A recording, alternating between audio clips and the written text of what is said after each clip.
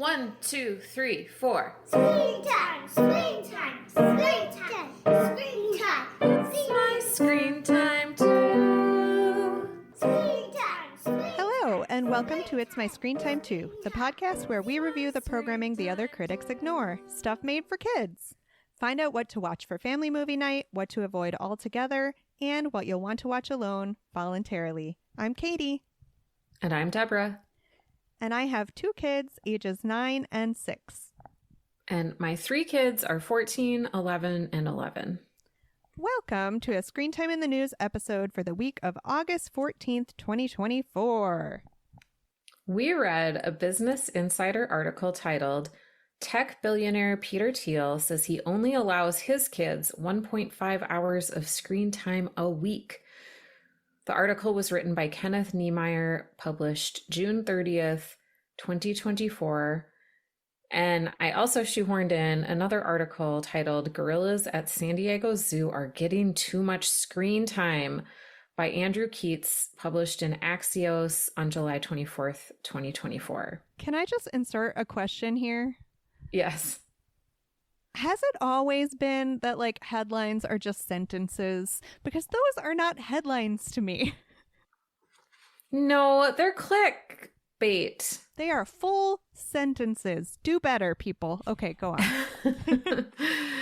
So the first article caught my attention because usually it takes me a while to find a suitable article. But I had not even finished typing the phrase screen time into my Google News search bar, and a suggested article popped up about Peter Thiel and his children's screen time limits. And I was like at a coffee shop and I gasped out loud because I was so surprised and horrified to learn that Peter Thiel has children. So let's just pause for one tiny moment to feel sorry for his children. But Deborah, they have so much money. That's the problem with Peter Thiel. So for listeners who don't know who he is, he's a tech billionaire. He's a very extremely powerful libertarian. He's a mastermind who helped Donald Trump win the presidential election in 2016. Not everybody knows who he is. Like, I also wanted to pick out this article because a couple weeks ago I said something about Peter Thiel to Jeremy, and Jeremy had no idea who he was. Mm-hmm. And Jeremy's like a very well-informed person with a successful professional life, but he and I live in completely different information environments. It's sometimes made clear to us. So I know about Peter Thiel because I read a biography of him a number of years ago, and the author of that book called Thiel, quote, hostile to the idea of democracy. Yikes. Yeah, and Peter Thiel is also really petty.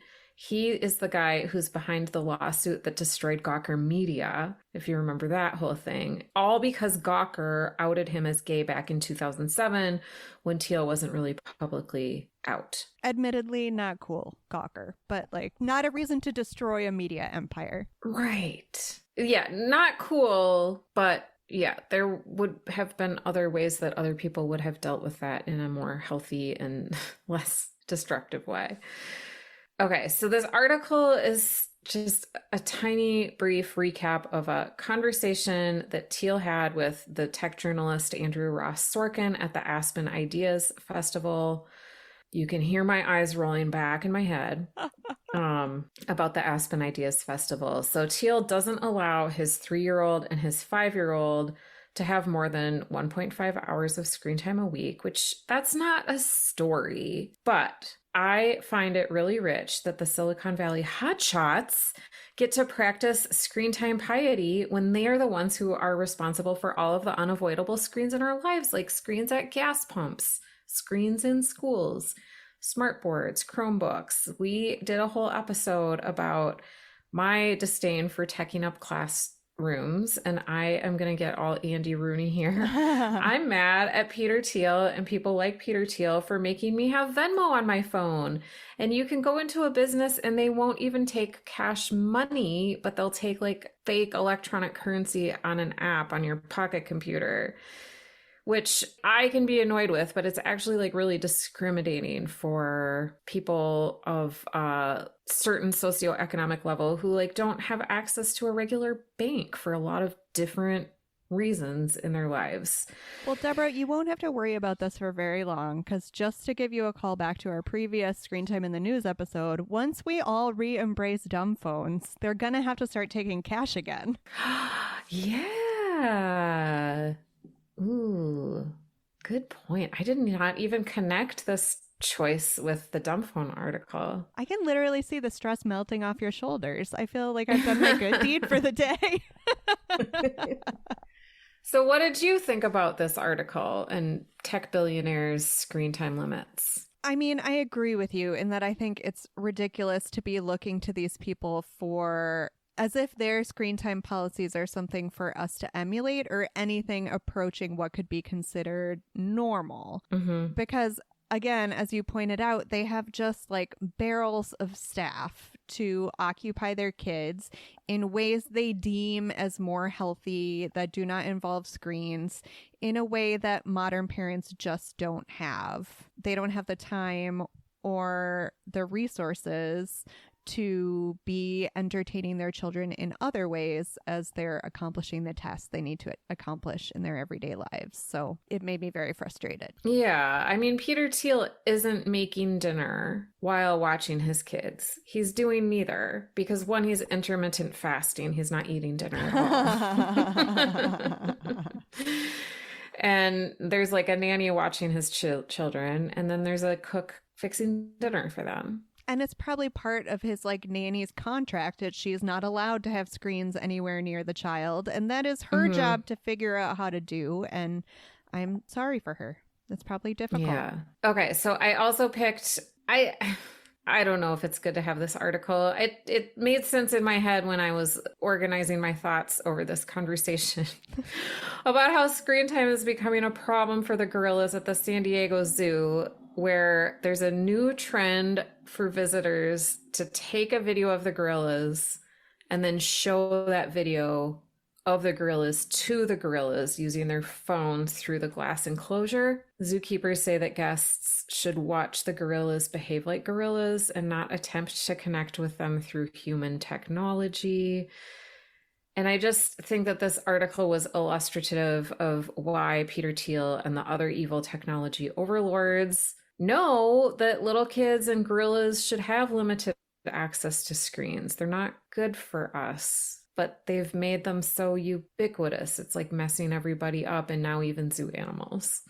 Yeah, it also made me sad about the mission of zoos and their place in modern society, and how we're not even really sure if we should have zoos anymore, and if we do, what is the responsible way to have zoos. It seems pretty clear that responsible practice would be to not be allowing people to expose the gorillas to screens in this way, and to have like a robust education program that was there to teach the people viewing the gorillas about the gorillas' natural habitats, because that's ostensibly what the zoos are for, right? Right. Maybe they could have those like concert lock boxes where people can drop their phones in before they go see the gorillas. But then parents couldn't take adorable pictures of their kids standing in front of the gorillas, because that would be hard, right?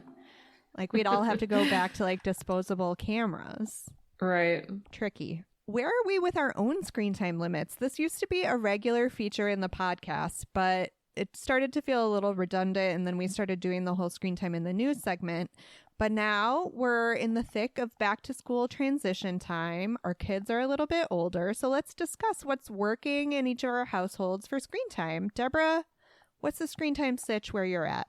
Okay, it's still summer where I am in terms of the school schedule. So we're still on kind of a looser, longer video game time portion of the day, especially when it's like hot and wildfire smoky outside. But that will have to change when school starts. And so we're going to have to do like no screens until the homework is done and the musical instruments are practiced, and I say chores, but the chores in my house are not very hard for the children. The chores are finished, which is just like tidying up your room and like maybe helping put dishes in the dishwasher. Mm-hmm. But then we're like pretty loose with the stuff that doesn't count in my head as video game time, like listening to audiobooks and podcasts, listening to music, chatting on Discord with friends, which is, you know, when I was a teenager, it was great fun to tie up the family phone line, talking to friends on the phone about like literally nothing. Remember how in the Babysitters Club books, like Claudia Schiffer had her own line, and that was like that's why they met at her house, because she was the only one with her own phone line. Yeah. So Discord chats are like, I'm kind of annoyed by all of the screen time, but then I'm like, well, this is how they socialize.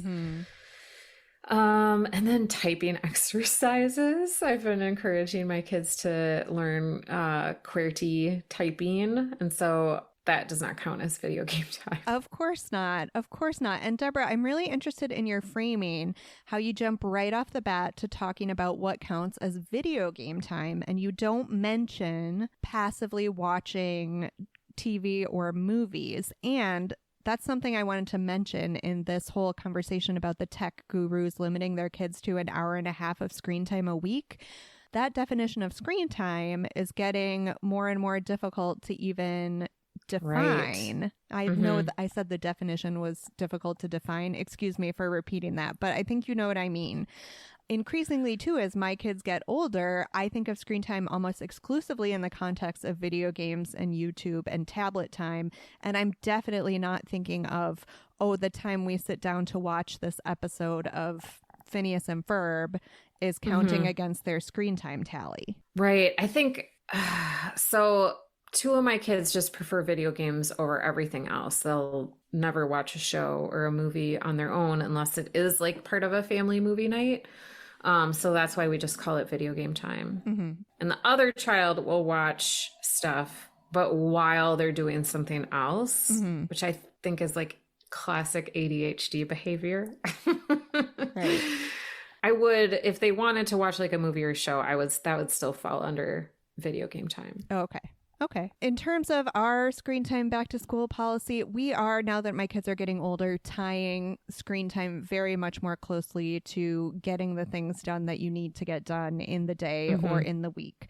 So we have a point system whereby like most tasks are assigned a single point. And if they're like a big task, they get 2 or 3 points. And once you have 5 points on the board, you have a half an hour of screen time and you can use it whenever or however you want. How do you keep track of who's keeping track of the points? Well, at this point, we've had it for long enough that our kids are pretty, like, they'll tell you, oh, I got a point by doing this. But we just have like a chalkboard in the living room that we just put hash marks on, and it works pretty well. I mean, sometimes they try to squeak in for things that like we don't really think are deserving of points. And we're pretty free with giving points because we want to encourage the good behavior. But it's working pretty well for us right now. And honestly, as the school year ramps up, between our insane drive time to get to and from school and extracurricular activities, like screen time during the week is kind of a non-issue. We just don't even have enough time to worry about giving them any. Nice. Which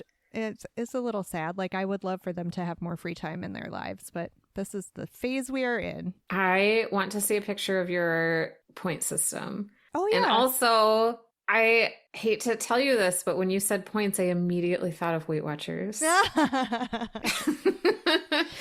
Well, it's true. The points do roll over. So if they have a piece of cake on Tuesday, they can use points from Monday and Sunday that they've saved.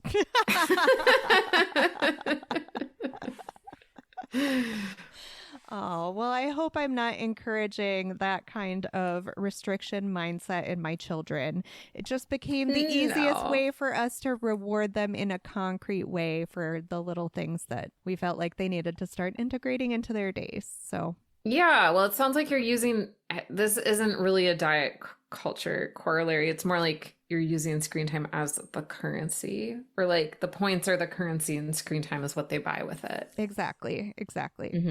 You could even transition someday to like the points get you money or yeah. We are actually kind of trying to deal with that right now with Jay, like a monetary allowance and how that's separate from the points, because he still wants to earn screen time, but he also wants to get those Benjamins. Yeah.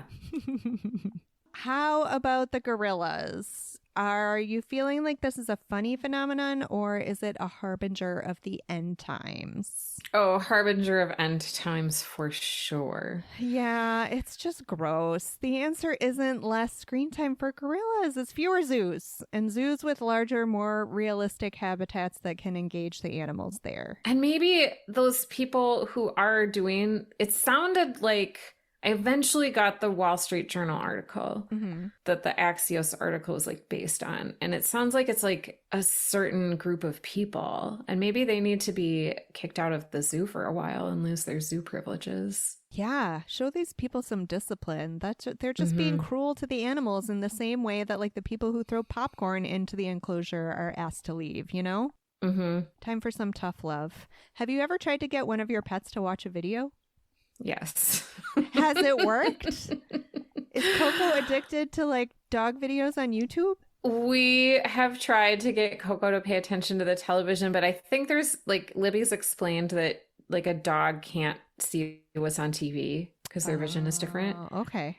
But okay, a friend of mine who's a science teacher always sets up a chick cam in the spring. I think I posted about it on our website.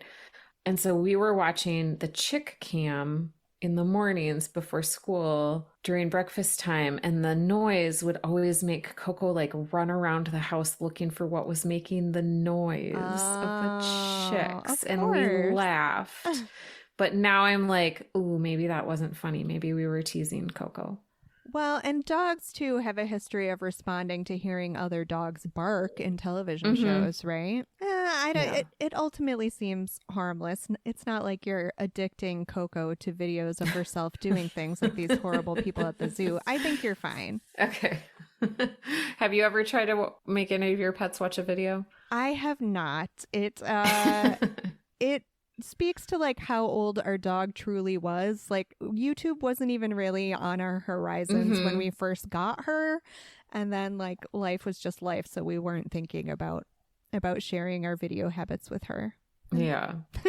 Well, should we do some general catch up? What are you watching these days with your kids? Did I tell you we watched Fly Away with Me, the Scarlett Johansson movie? Oh no, Fly Me to the Moon.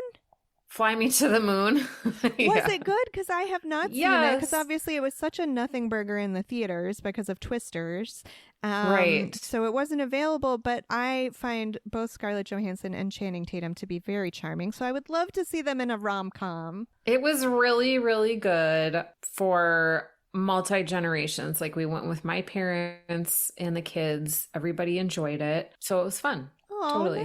Nice. Yeah. And then I also watched Fabulous 4 with my mom. This has truly been the summer of the movie theater, Katie. What is Fabulous 4? It's with Bette Midler and Susan Sarandon. Stop. I love it already. Tell me more.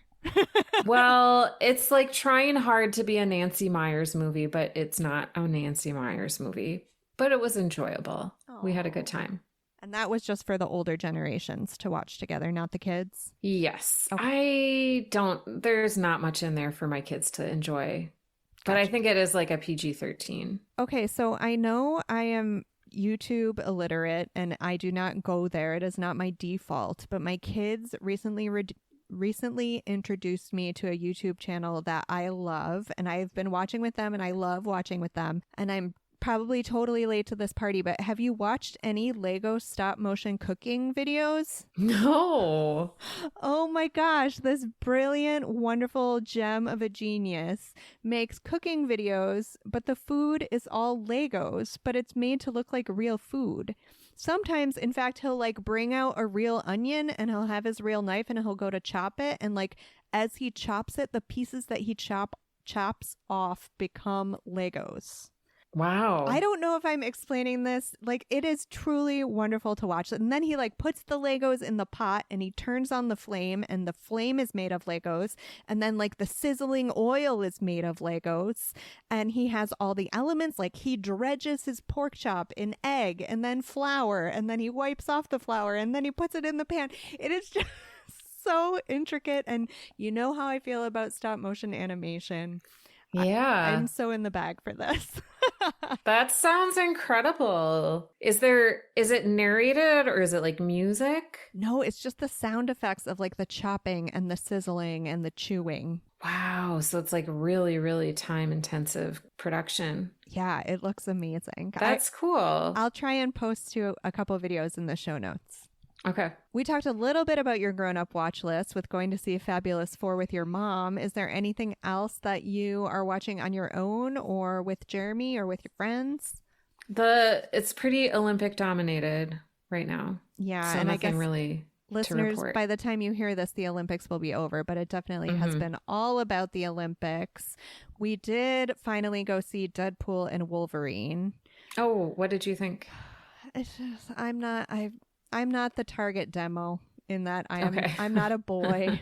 Like, I don't need all those like extremely crass jokes. I could do it for like a little bit, but I don't need a whole movie's worth. Got it. It has been a very exciting summer/fall for people who like fantasy television, because we've had like House of the Dragon, which is the Game of Thrones show, and that tails off and then it goes right into Rings of Power at the end of August. So that's coming at the end of this month, which will be the second season of the Lord of the Rings show. And then after that, we'll have this bonkers looking Bene Gesserit Dune show. So it's like good times for dorky fantasy people, and I'm excited about that. Nice. Thanks for listening to this Screen Time in the News episode. Next week, we'll be back with a review. If you enjoyed our show today, please recommend the show to one friend you think would enjoy it too. We love growing our community of parents for sanity and screen time. We post all of our episodes and updates on our website, myscreentime2.com. Tune in next time for more real talk about the movies and TV we watch with our kids because we have to, and sometimes because we like to. Bye. Bye. Screen time. Screen time.